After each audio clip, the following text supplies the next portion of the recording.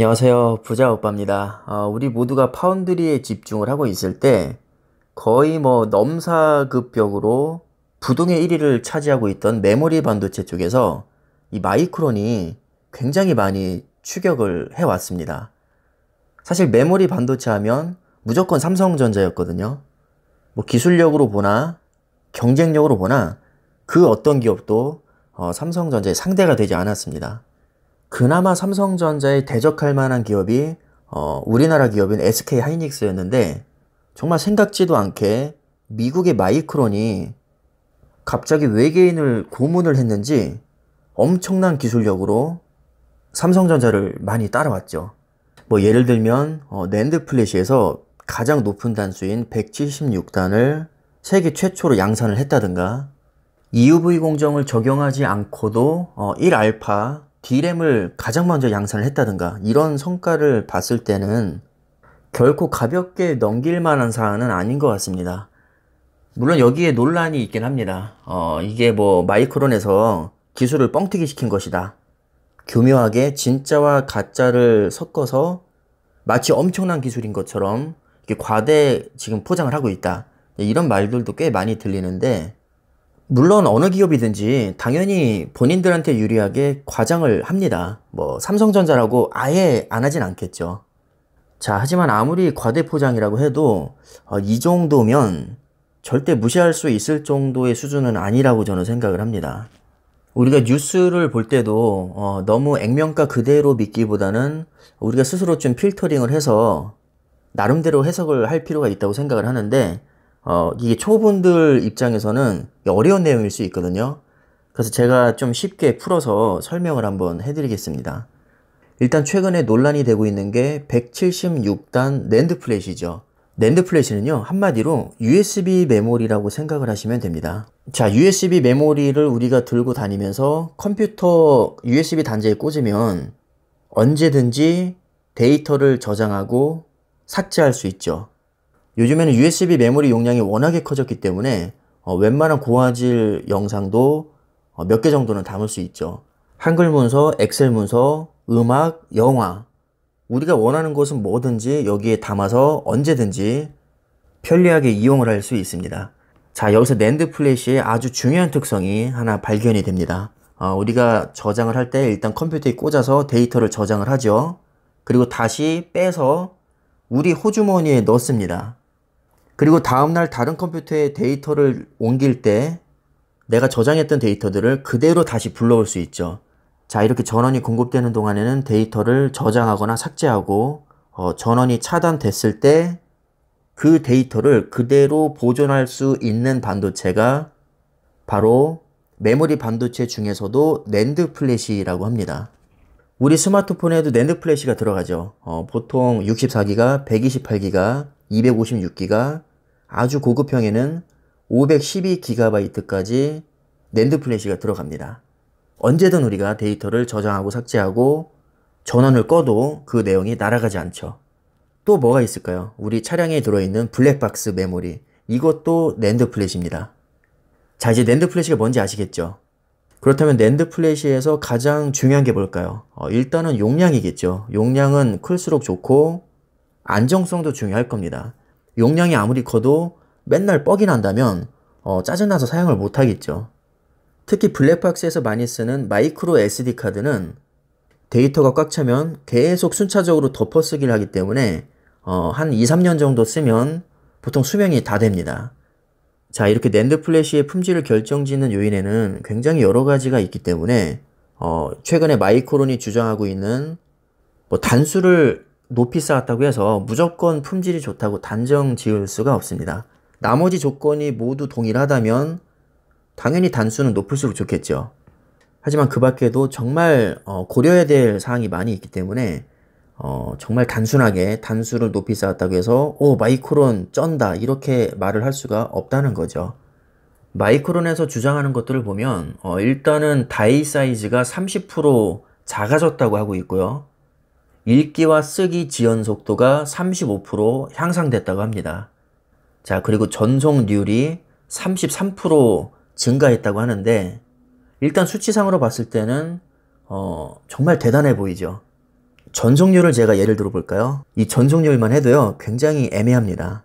예를 들어서 전속률은 초당 전송할 수 있는 데이터의 양을 의미하거든요. 예를 들어서 완전히 동일한 스펙의 낸드 플래시라도 어떤 파일을 어떻게 옮기느냐에 따라서 전속률에는 차이가 많이 나게 되는데, 당연히 제조사에서 광고할 때는 본인들한테 가장 좋게 나온 그 데이터를 기반으로 대대적으로 홍보를 할 겁니다. 예를 들어서 삼성전자와 마이크론에서 완전히 동일한 조건에서 테스트를 하고 나서 뭐 전속률이 33% 좋아졌다, 이렇게 얘기하면 조금 얘기가 달라질 수 있는데, 보통 이런 테스트들은 자체적으로 실시를 하기 때문에 객관성이 좀 떨어집니다. 그러니까 지금 마이크론에서 주장하고 있는 이런 수치들은 사실 본인들의 얘기일 뿐이고요. 정확한 평가를 위해서는 소비자가 동일한 조건에서 각 제조사별로 테스트를 해야 됩니다. 자, 근데 기사 내용을 보면 이 아랫부분에 나와 있죠. 마이크론이 발표한 첨단 반도체 제품을 정작 시장에서는 구할 수 없다는 얘기가 지금 나오고 있다고 합니다. 마이크론이 176단 낸드 생산을 처음 발표한 게 작년 11월이었는데 뭐 아직까지도 시장에서 쉽게 눈에 띄지 않는다는 얘기죠. 눈에 띄지 않는다는 얘기는 아직 철저하게 검증이 안 됐다는 뜻입니다. 요즘에는 미디어가 워낙에 발달했기 때문에 신제품이 나오잖아요. 그럼 그것을 철저하게 테스트를 해서 공유하는 사이트도 꽤 많이 있습니다. 그렇기 때문에 마이크론에서 주장하는 대로 성능이 그렇게 좋다면 이미 입소문을 통해서 굉장한 히트를 쳤을 겁니다. 자, 하지만 시장에서는 별 반응이 없죠. 여전히 낸드 플래시에서는 삼성전자가 독보적인 세계 최강자라고 평가를 받고 있습니다. 저도 컴퓨터를 워낙에 좋아하기 때문에 신제품이 나오면 관심을 갖고 지켜보는 편입니다. 근데 팩트는요, 여전히 판매량 1위는 삼성전자고요. 마이크론은 뭐 성능이 딱히 좋다라기보다는 가성비로 여전히 승부를 보고 있습니다. 그러니까 품질은 삼성전자보다 떨어지지만 싼 맛에 좀 인기가 많다, 이 정도로 이해를 하시면 됩니다. 뭐 그렇다고 마이크론이 허접이냐, 뭐 그렇진 않습니다. 지금 조사 결과를 보면 2017년 이후에 삼성전자와 SK 하이닉스에서 엔지니어 수십 명이 마이크론에 이직한 것으로 파악이 됐다고 하죠. 특히 메모리 중에서 D램 분야 핵심 엔지니어들이 마이크론으로 많이 넘어갔다고 하는데, 돈은 거짓말을 하지 않습니다. 막대한 돈을 들여서 인재를 영입했다면 당연히 기술력은 그 돈에 비례해서 획기적으로 향상이 됐을 겁니다. 분명히 기술적으로 삼성전자를 많이 따라온 것은 확실하지만 그렇다고 해서 뭐 삼성전자를 뛰어넘을 정도다, 이렇게 말하는 것은 좀 많이 오바죠. D램도 낸드 플래시와 더불어서 메모리 반도체의 양대 축인데, 지금 D램 업계에도 분위기가 심상치가 않습니다. D램 업계에서는 이 램의 세대에 따라서 1X, 1Y, 1G 이렇게 세대별로 용어를 사용하고 있는데, 1X가 1세대, 1Y가 2세대, 1G가 3세대라고 보시면 됩니다. 그러니까 정확히 몇 나노라고 밝히기보다는 이렇게 알파벳으로 표기를 함으로써 기술력을 약간 숨기는 거죠. 일종의 전략이라고 할 수 있는데, 최근 움직임을 보면 삼성전자가 정확한 숫자를 또 밝혔단 말이죠. 이것을 두고 여러 가지 또 해석이 있는데, 마이크론의 행보에 자극을 받았기 때문에 기술력을 과시하기 위해서 정확히 공개를 했다, 이런 주장도 있습니다. 상당히 설득력이 있죠. 왜냐면 지금 마이크론이 너무 대대적으로 노골적으로 본인들의 기술력을 과시를 하고 있기 때문에 만약에 삼성전자가 가만히 있으면 혹시 쫄아서 가만히 있나? 이렇게 또 오해를 받을 수 있잖아요. 그러니까 우린 아직 죽지 않았다, 이것을 증명하기 위해서 뭐 최근에 200단 낸드 플래시를 발표하고 또 1000단 이상도 쌓을 수 있다, 이런 언급도 했고 제조 공정도 공개를 하는 것 같습니다. 지금 마이크론에서 공개한 로드맵을 보면 1G, 1알파, 1베타, 1감마 이렇게 상세하게 설명까지 되어 있고요. 자신있게 이렇게 그림으로도 지금 표기를 해놓고 있습니다. 물론 이대로 척척 진행된다는 보장은 전혀 없지만 진짜 다른 건 몰라도 언론 플레이 하나만큼은 마이크론이 기가 막히게 잘하는 것 같습니다. 우리 일반인들이 딱 보기에도 이렇게 어려운 그림이랑 용어를 써가면서 막 거창하게 로드맵을 만들어 놓으니까 뭔가 되게 있어 보이죠. 그리고 또 이런 주장도 있습니다. 이미 미세공정의 한계가 왔기 때문에 더 이상 초미세공정으로 가는 것은 굉장히 힘들다. 자, 그렇기 때문에 기술이 가장 앞서 있는 삼성전자는 아예 새로운 길을 개척해야 되는 입장이기 때문에 상대적으로 훨씬 더 많은 시간과 비용이 드는 것이고요.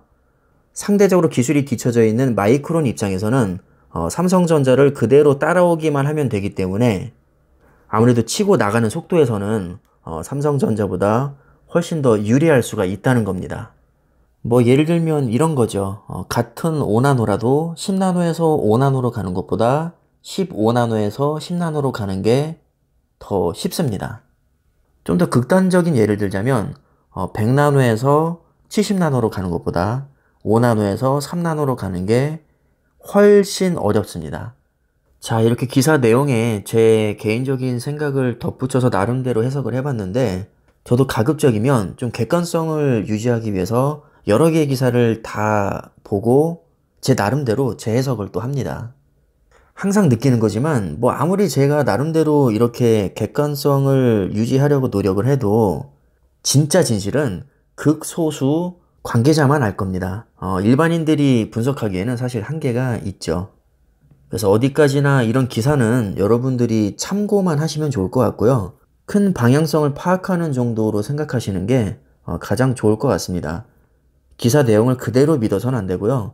같은 기사를 보고도 또 각자 해석이 다를 수 있기 때문에 지나친 맹신보다는 비판적으로 수용하시는 게 가장 좋을 것 같습니다. 어쨌든 큰 방향성으로 봤을 때는 분명히 지금 마이크론이 삼성전자를 많이 추격해 온 것만큼은 사실이고요. 이거는 뭐 아무리 생각해도 부인할 수는 없습니다. 자, 하지만 아직까지는 마이크론에서 주장하는 바가 철저하게 검증된 적이 없고 삼성전자가 감추고 있는 기술도 저는 많다고 생각을 하기 때문에 너무 그렇게 과민하게 걱정할 필요는 없다고 생각을 합니다. 정말 신기할 정도로 마이크론에서 신기술을 발표하면 삼성에서 그보다 더 뛰어난 기술을 또 연이어 발표를 하거든요. 이런 걸로 봐서는 분명히 삼성전자가 기술력에서는 여전히 우위를 점하고 있다고 봅니다. 가장 좋은 시나리오는 삼성에서 위기감을 느끼고 더 빠르게 치고 올라가는 겁니다. 그게 삼성전자가 살아남을 수 있는 유일한 방법이죠. 기술력으로 그냥 압도하는 수밖에 없습니다. 뭐 충분히 그만한 능력이 되는 기업이니까 뭐 우리가 크게 걱정할 필요는 없다고 봅니다. 자, 그럼 오늘 내용 참고하시고요. 여러분들 투자하시는데 도움이 되셨으면 합니다. 오늘 영상은 여기까지 하겠습니다. 감사합니다.